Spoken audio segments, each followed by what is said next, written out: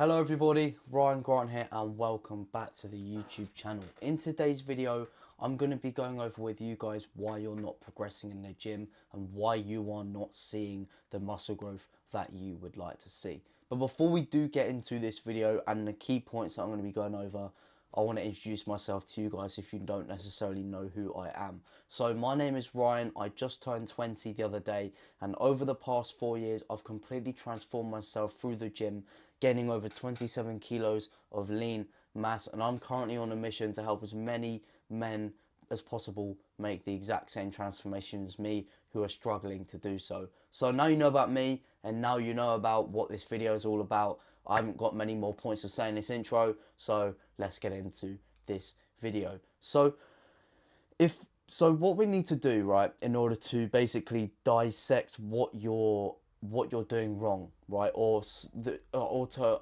identify what you're doing wrong, is we need to reverse engineer what you need to do, right?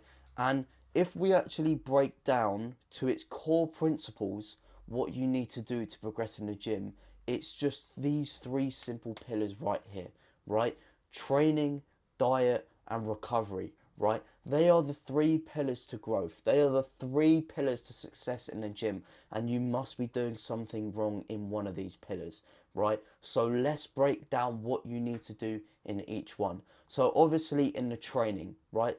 In order to actually train properly and progress in the gym, you need to obviously be training hard. You need to obviously be training consistently. You obviously need to be progressively overloading in the gym, and I'll explain what that is in a second if you're not familiar with it.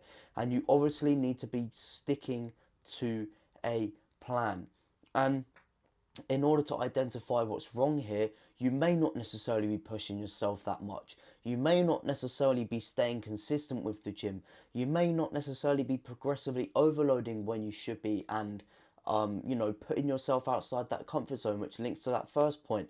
And you may not be necessarily committing to a plan for a long enough time, right? So we need to solve the problem here. And in order to do so, I'm going to go over them one by one. So the first thing, right? If you're not training hard enough, I just want to ask you a couple of questions, right? So in 10 years time or in 5 years time, imagine that dream physique you want, right? Shut your eyes right now for 15 to 20 seconds and imagine yourself and what you want to look like and where you want to be in 5 to 10 years time. Just imagine yourself, right?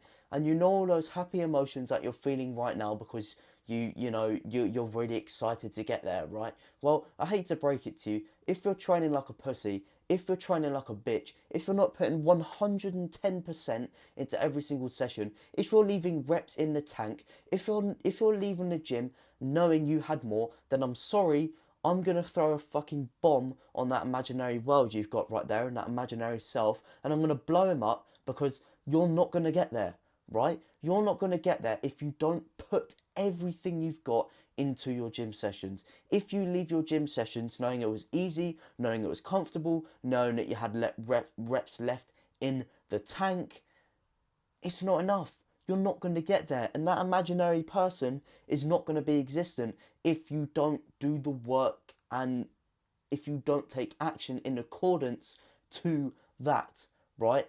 And the work and the action you've got to take in accordance to that is fucking hard work, because you want to physically evolve, you want to change yourself physically, and it's not going to do it like that. It's not going to be easy, you can't stay comfortable. Where discomfort lies, growth lies right behind that. And in order to get to the growth, you have to put yourself through discomfort. And if you don't do that, then this is just going to fucking push you away from the growth here, right? So you've got to make sure you're uncomfortable. You've got to make sure that you're pushing yourself, that you're not training like a bitch, not training like a pussy when the pain kicks in. So it's just a matter of fact of whether you can reject your mind telling you to stop because of the pain you're putting yourself through, because you truly do have more left in the tank. It's just whether you can get to that place or not, right? So let me ask you again. Are you going to put in 110%? Are you going to keep going even when your mind is telling you to stop? Are you going to leave the gym floor from now on knowing that you had no more reps left in you, right? you've got to answer yes to all of those questions. Otherwise, it's not going to happen for you. That imaginary self you've just imagined, I'm gonna chuck a bomb in there and he's gonna blow up and, keel over and be non-existent, right? I know that's a pretty extreme analogy, but I just want to put it into perspective for you. If you're not training hard, if you're not giving yourself 100%, someone else will, and someone else is going to achieve their dream self, and you're not, and you're going to stay exactly where you are, right? So you've got to be training hard and you've got to be putting yourself outside of your comfort zone. So let me ask you again, in 5 to 10 years' time, do you want to be sitting on your sofa with your dream physique, looking down at your dream body, having a lot of stuff that you wanted and you had in a vision, or do you want to remain at square one and still be clicking on videos like this, wondering why you're not progressing, right? Training hard is an absolute vital thing you've got to be doing if you want to progress, because we perform exercises to actually, we perform exercises to stimulate muscle growth. So if you're not actually doing them to a relative intensity, then you're not going to be making progression, right? So that's the first point of the training. You've got to be training hard. You've got to be pushing yourself. Stop being a bitch. Stop being a pussy. Train fucking hard, okay? The next one is do that consistently, right? So many people wonder why they're not progressing. And then I ask them, are you consistent with the gym? Yeah, yeah. I went 3 times this week and then 2 times the next week. Bullshit, right?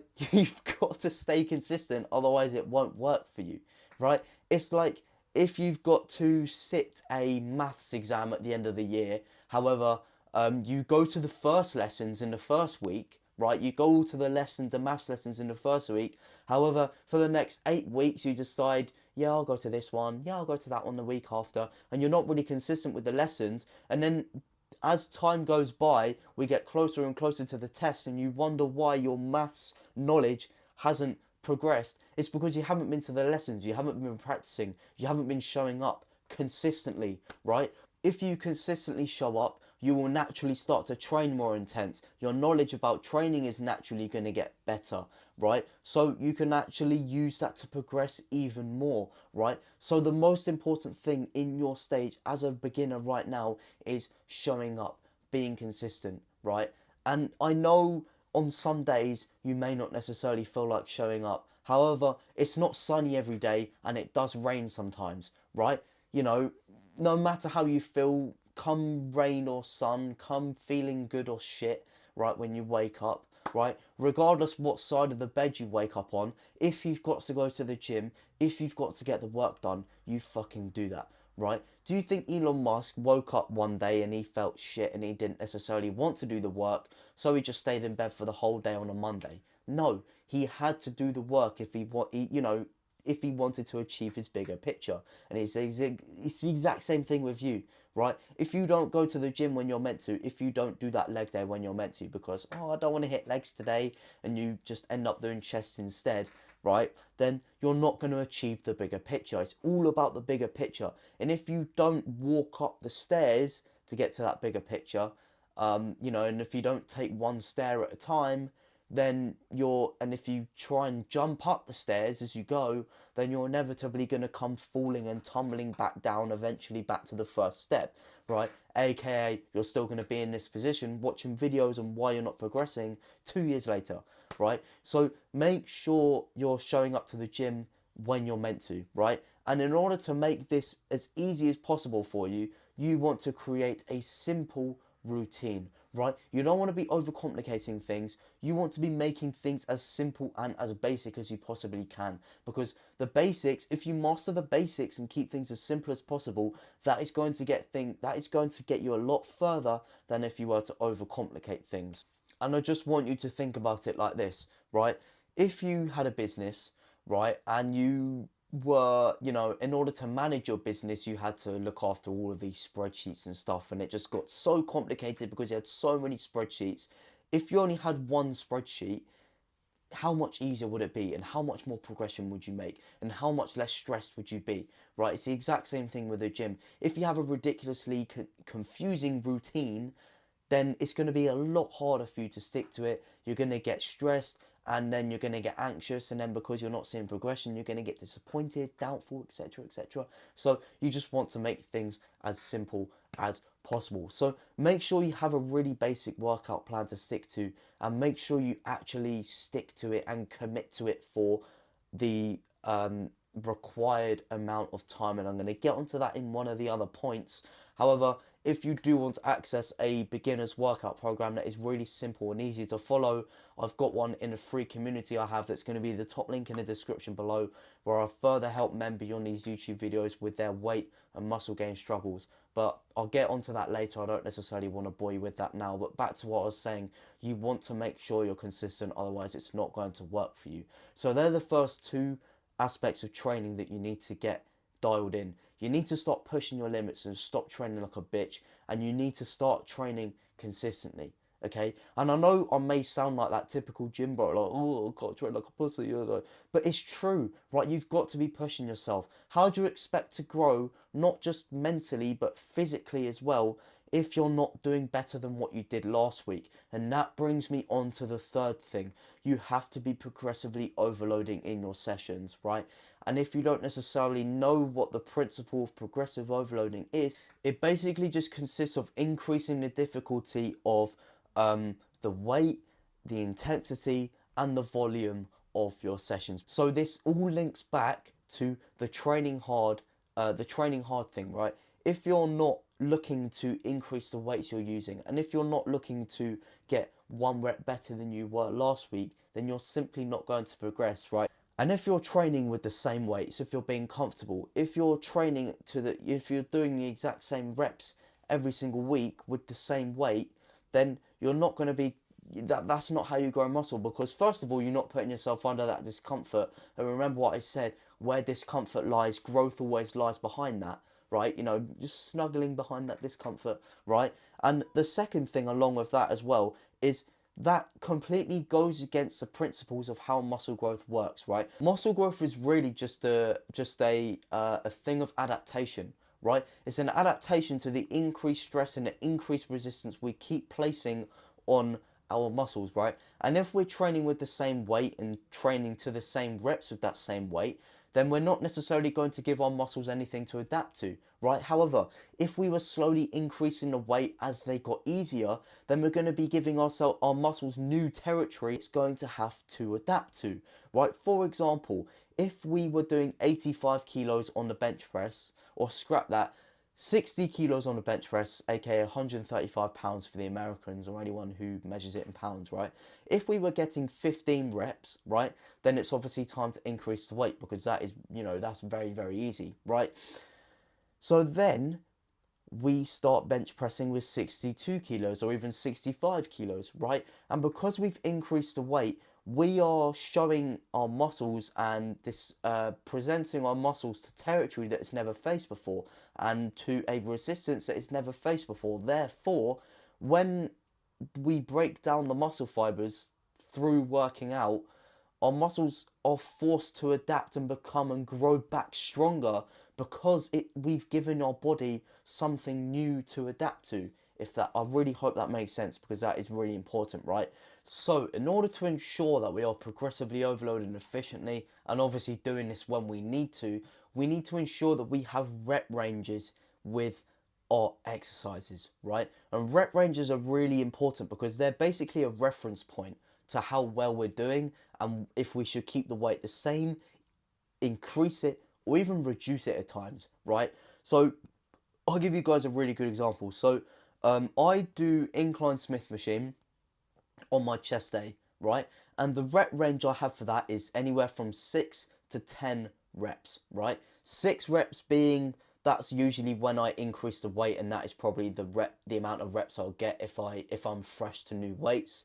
However, I keep working and working and working on those weights until I get to the upper echelon of this rep range, so 9, 10, 10 reps plus, and then when I get up there, then I know it's time to increase the weight, right? However, if you don't have this reference point, it's going to be really difficult to build up consistent habits of, and when you should be increasing the weight. Therefore, you may not necessarily be doing the work you're putting in the gym justice, right? And you may just be going and not being efficient, and that can lead to you wasting time and obviously not progressing even more than you are right now. So if you don't necessarily have rep ranges to your workouts, once again, the workout program that I have in my free community has rep ranges for every single exercise. So if you were to see that, you'd basically be able to see what what rep ranges are appropriate for what exercise. But long story short, for the compound exercises, for the exercises you want to be lifting slightly heavier on, so your bench press, your squat, your leg press, your incline dumbbell press, right? You want to be doing anywhere from 6 to 10 reps, I would suggest. And then with your more isolated movements, so your lateral raises, your tricep push downs, your bicep curls, I would recommend going anywhere from 8 to 15 reps, okay? So that's that. You want to be progressively overloading. And final thing, sticking to the workout program. I cannot tell you how important this is, right?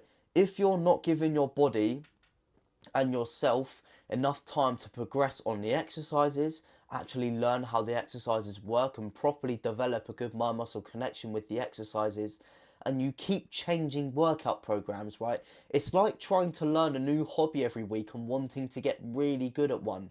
But because you're switching and you're doing a new hobby every week, you're not going to give yourself enough time to get good at any of them, right?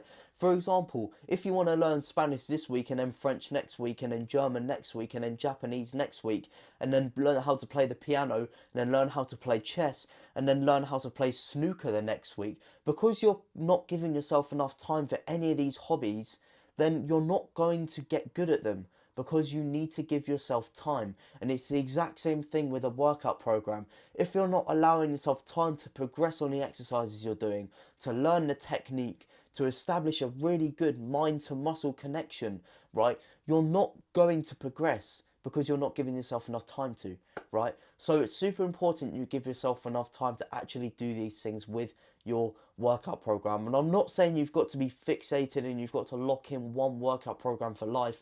I'm just saying stick to it from anywhere from 8 to 10 weeks at the absolute minimum.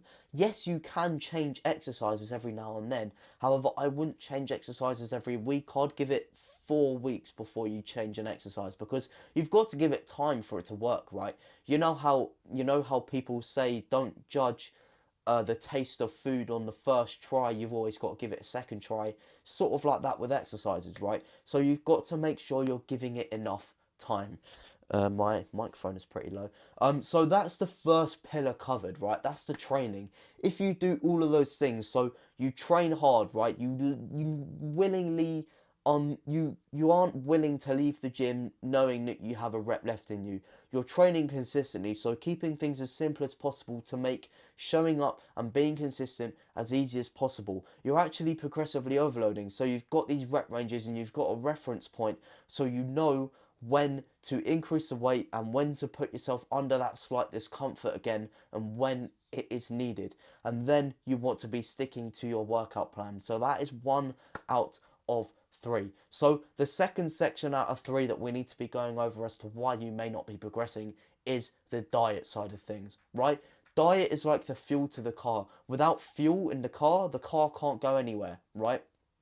And it's like with diet to the, and it's like, and that is exactly how diet is to the body. If we don't feed ourselves correctly in alignment to our goal, then our body's not going to be able to get there, right? And in our situation, we want to bulk and gain muscle. So the two things that are most likely going wrong here is you're not eating in a calorie surplus and you are not fueling your body correctly, right?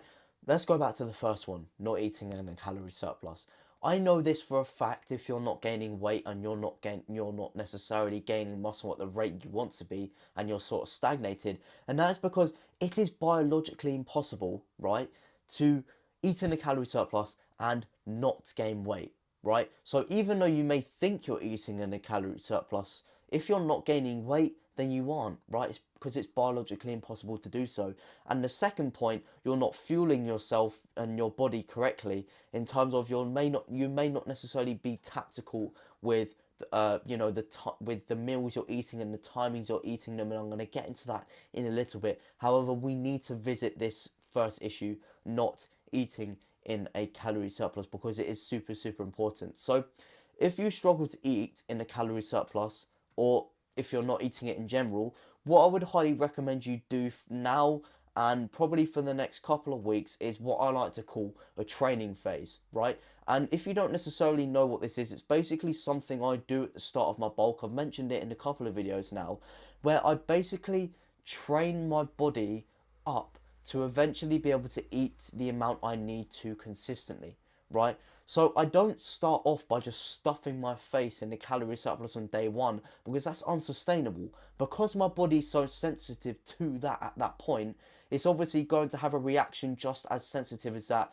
Therefore, we're going to inevitably burn out, and the calorie surplus won't be sustainable and we won't be able to eat in the surplus consistently, right? So we need to train ourselves up. So this training phase basically just consists of slowly increasing the portion sizes we eat. So this doesn't necessarily mean eating in a surplus, right? This means eating at maintenance or even in a slight deficit if your appetite and your ability to eat is really bad.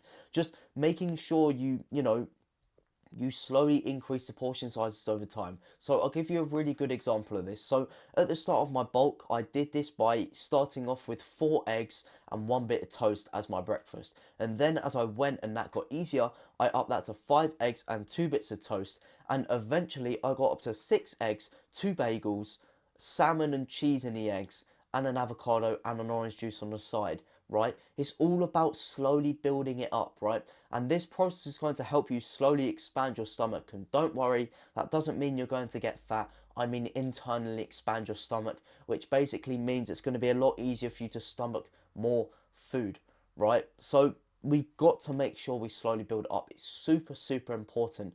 And the second thing that this training phase involves is starting to build consistent eating habits, and this actually leads to fueling your body correctly, right? So you want to make sure you're eating your meals at similar or at the same times every day, so we can basically work with our body, and our body can know when exactly we should be hungry throughout the day. Therefore, when we come to eat that big meal that we may have dreaded if we're not hungry, we're going to be hungry because our body knows when to tell us to be hungry. So it's going to be a lot easier for us to eat the food. For example, if you started to eat dinner at 5 p.m. every single day, it may be a bit difficult for the few days because we're still, in that programming phase of, letting our body know when we should be hungry at this time. However, after a week or so, our body's naturally going to start feeling hungry at 5 p.m. So it's going to be so much easier for us to eat that meal. However, if we were eating dinner at 6 p.m. today and then 4 p.m. ridiculously early the next day, and then 9 p.m. the next day, our appetite is going to be all over the place, and it's going to be a lot more difficult for us to actually eat the amount of food we need to, finish our food, obviously eat in the surplus, and fuel our body correctly. And this brings me on to the second point, right? So many people don't fuel themselves properly because they're not tactical about how they do it, right? And this links back to what I was just saying about eating at the same times every day and eating at tactical times throughout the day. So people wonder why their energy is low during their workouts, and people wonder why they don't necessarily recover properly. It's because they're not, first of all, spreading their meals out throughout the day in order to keep them energized, and secondly, it's because they're not eating their meals tactically around their workout, right? So bring it back to the first one. It's like if you cram your calories in at the end of the day, for most of the day you're probably going to be feeling very nutrient deprived and very hungry, which can distract you from things you're doing such as work, etc, etc. However, if you spread your calories out throughout the day, you're giving yourself more time to digest the meal you just ate. Therefore, when it comes to the next meal, you're going to be then ready to eat again, right? So it's just going to be a lot easier, and that also links back to making it easier to eat in a surplus as well. In terms of fueling your body correctly, and in terms of giving your body energy for the workout, you want to make sure you're having a pre-workout meal and a post-workout meal. And this pre-workout meal is basically just designed to give you energy at the right time for when you're in the gym. So you want to ideally be eating this meal anywhere from an hour to an hour and a half before your session. However, you can eat something half an hour before if you really are in a rush, or if that's how your routine works. However, the closer you are to that hour and a half mark, the better off you're going to be. And then you obviously want to be eating a post-workout meal, because you've obviously just expended loads of calories and energy in the gym, so your body's going to be depleted. So after the workout, you want to obviously replenish your body with protein, carbohydrates, and healthy fats, right? So that's basically the key elements to the diet, right? You want to be eating in a calorie surplus, and in order to do this, obviously go through that training phase that I was on about, slowly increasing the portion sizes, eating at similar or same times every day, and obviously being tactical about your meals. So obviously spreading them out, making it easier, not just for your energy throughout the day and stuff, but also for your digestion, and actually making eating in a calorie surplus easy, and also optimizing for the workout. So having a pre-workout meal to build up the energy, and a post-workout meal to revitalize that energy in your body that you just expended in the gym. So that's the that's the first two pillars that we've gone over, right? So now moving on to the final one, which is all about recovery, right? I say to a lot of people, if you're not recovering properly, then your training is sort of going to waste, because recovery is just as, once you've got the training and the diet in place, recovery is actually just as important, because when we recover and when we give ourselves and our bodies and our muscles time to rest, that is when they grow back bigger and stronger to those adaptations that I was on about earlier. And if we don't allow ourselves to rest, not only are we putting ourselves at risk of injury, but also not, we're not going to be very energetic, and we're going to be feeling lethargic, and this can lead to burnout. We're not going to be giving our muscles enough time to go through that adaptation process and grow back bigger and stronger, right? So what I would highly recommend for you is to go to the gym no more than 5 days a week at the absolute max. In my personal opinion, 4 days is the absolute sweet spot. However, if you want to go to the gym 5 days a week, I did for a long time, and it worked really well for me, so I'm not putting it off. But 5 days at the absolute max, allowing 2 days of recovery time, just giving your body that downtime it needs in order to recharge and refuel, so you can come back bigger and stronger for the sessions the week after, right? And in order to help yourself recover, there are a couple of things you can be doing. Obviously, staying on top of your diet, making sure you're consuming high amounts of protein, healthy fats, making sure you're sleeping properly, which is obviously going to help you boost your recovery, your overall well-being, your energy levels, your hormone balance, keeping your hormones at good levels, improving your digestion, which is also going to help you eating in a surplus, keeping hydrated as well. Obviously, the chemistry equation on the periodic table for water. Obviously, the equation for water is H2O, O standing for oxygen. If we keep our body hydrated, then we're going to be able to flush out all the lactic acid and the waste products in our body that may have built up from training or wear and tear throughout the week. And we're going to be obviously putting that oxygen to our muscles, so allowing them to recover and just basically aiding them in that recovery process. So that's basically all I've got to cover for this video, to be fair. Thank you very much for staying if you have until the end. And if you do, that is just a testament to your drive and desire to actually make this thing successful. So as long as you do the right things, the stars will align for you, my friend. And I hope this video has cleared a lot of things up for you. And if you are obviously still here, I would absolutely love it if I could invite you into my very own free online community. It's going to be the top link in the description down below, where I'm helping 220 plus men beyond these YouTube videos with obviously weight and muscle gain. And as I said, there's a workout program in there and much more to it, but I'll leave that for you to discover. It's going to be the top link in the description. However, if you just want to stay on the YouTube channel, that's no problem with me. If you did enjoy this video and found it beneficial, make sure you drop a thumbs up, leave a comment down below, And if you do want to stay around on the YouTube channel and learn more from me, that would be an absolute privilege. I upload every Tuesday, Thursday, Sunday, so make sure you hit that button down there. I've got nothing else to say. Have a fantastic day. Have a good training session if you're training, and I'll see you later.